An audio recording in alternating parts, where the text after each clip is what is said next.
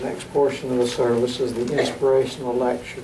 And Pauline Gold has returned a second time to give this lecture.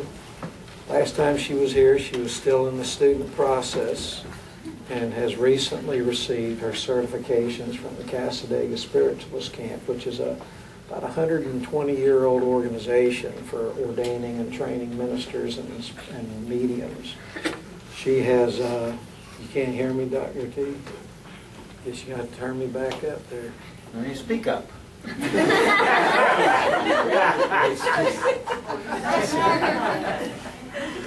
My wife at home and Ronnie here. Hey, look, I'm just coming and showing up. You ain't paying me, I'm just here. You want a sound man, you can hire him, all right? Pauline is now returning as a certified medium, and I've known her for quite a while. She has developed quite nicely over the years. Has always tried to show love and kindness in every word that she gives, every act that she does. And that's what I find most appealing to her lectures. Please welcome Pauline Gold.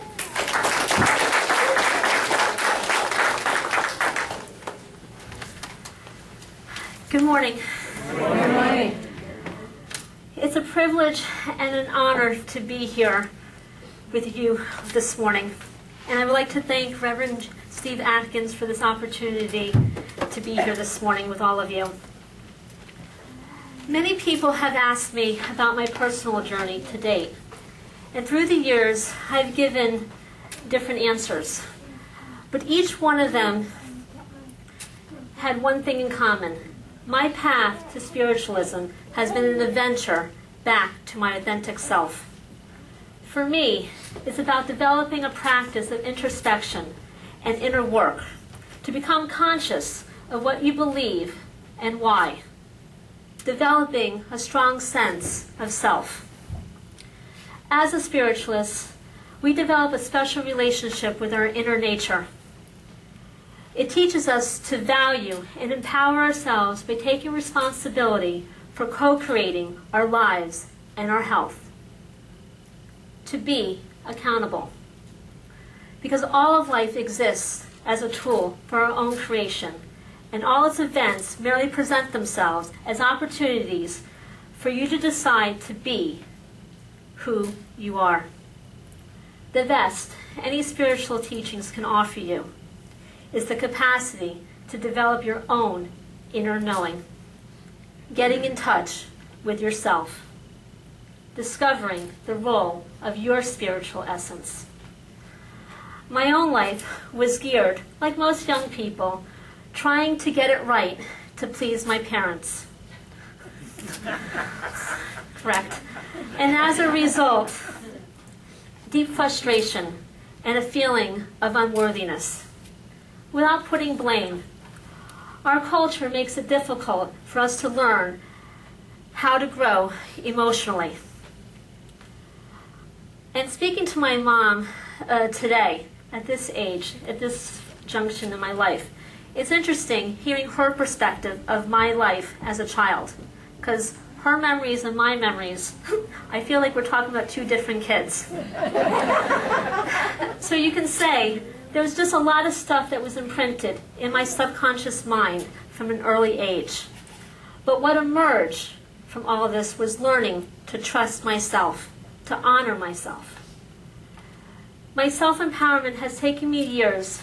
There were turns in the road that were sometimes frightening and lonely, but that insight and growth that comes from taking risks and knowing myself better helped release my negativity. And I also know that there's still more opening and healing as I walk my path. Staying on my path for me is about honoring our deepest emotions and nourishing ourselves adequately. We feed our body every day, but more importantly, feed your soul too. It's okay to feel. It's okay to feel sad, to cry, to laugh. Whatever you need to do to express yourself without judgment, without regret. Accepting the emotions as is, because then it's a starting place to express your thoughts in a meaningful way so you can move forward. When we worry or get caught up in the endless mental capacities, that's when we're stressing, when we feel an imbalance. And sometimes you just need a distraction. Music, dancing, a joke or two, or, my favorite, waiting for the following day. Because time has been a great mentor. Because tomorrow, you may find, carries a different energy. And being able to think clearly is important. Because when we can acknowledge ourselves and acknowledge our feelings, will help us release old patterns and fears and help us focus our intention about what we want in life. Seek then to create change, not because a thing is wrong, but because it no longer makes an accurate statement of who you are. The power of knowing yourself is the ability to accept all feelings and opinions without denying any emotion of who you are. Because life is made of experiences. Life is mysterious. So be true to life by being true to your inner purpose, so you may come to know yourself in an intimate way, by being your own best friend. Because the miracle of life lies with your own consciousness. We open up the path to pleasure and happiness when we let go of suffering and pain. I used to not like that expression, letting go. Because how do you let go when you've been holding on to something all your life? It's been such a pattern for yourself. It started when I started finding something good in everything. What I put into practice was being optimistic. And then I tried to make an effort to refrain from all judgments and learn from our challenges with wisdom and a sense of humor. As one of my teachers always states, we work best at play. So take the spring season as a chance to participate and help write the chapter of new beginnings in creating positive and affirming outcomes for all areas of your life. Because the choice to be happy is available to us all. It's how we respond to the events life puts in our way. What matters is how we react, what we learn, and how much we involve. Start with finding happiness in ourselves. If you'd like to participate, try this test with me and see for yourself. No worries, there's no quiz at the end. But smile. Now try to think of something negative without losing the smile. Yeah, it's difficult to say, it's even difficult to do. When we smile, our body is sending the rest of us a message that life is good. Because smiling doesn't merely signal what one feels, but actually contributes to that feeling. If we smile, even when we don't feel like it, our mood will change, even for the slightest moment. It's like an upward spiral. It will boost and invigorate the happiness that you're feeling inside. All of us affect one way or the other the people we meet. We have an impact, whether we want to or not, because every moment we are different. We're no longer the same person 5 minutes ago, because everything is changing. And we still have an impact.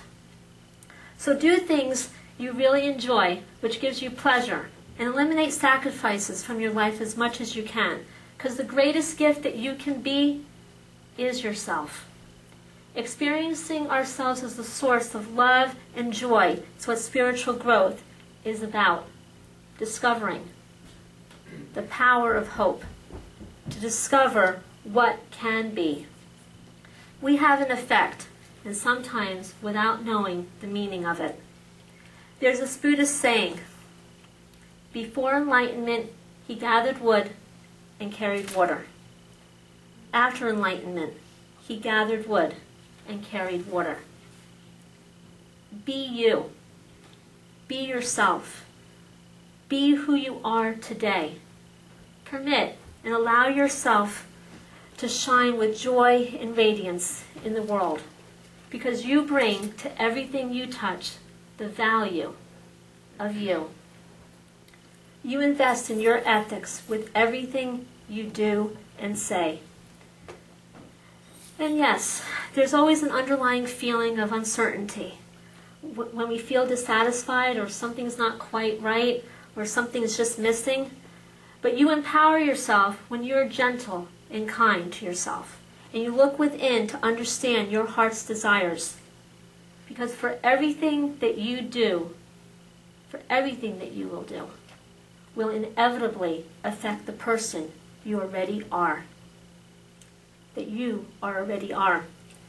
We are sent into this world to be who you are because only you can be you. You can only do you.